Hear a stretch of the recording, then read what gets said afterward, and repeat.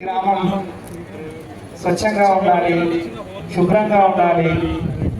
తడి చెత్త పొడి చెత్తను వేరు చేసి కాబట్టి అలాగే మెప్పా ద్వారా ఎన్నో సేవలు వాటి సంవత్సర నిర్వహణ సిరిసిల్ల మరియు పట్టణ పల్లెల్లో సేవలు అందిస్తున్నటువంటి వీళ్ళు ముఖ్యంగా సిరిసిల్ల వేములవాడ మున్సిపాలిటీ పరిధిలో చెత్తను సేకరించడం, చెత్తను నిల్వ చేయడం, చెత్త ద్వారా సంపదను సృష్టించడం లాంటి ఎన్నో అద్భుతమైనటువంటి కార్యక్రమాలు చేస్తున్నారు.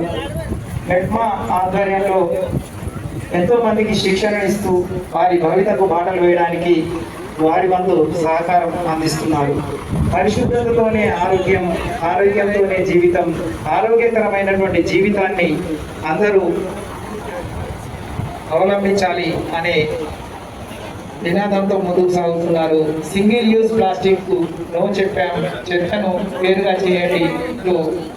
తడి చెత్త, పొడి చెత్త, శానిటరీ వ్యర్థాలు, ప్రత్యేక వ్యర్థాలు అంటూ 4 విభాగాలుగా విభజించుకొని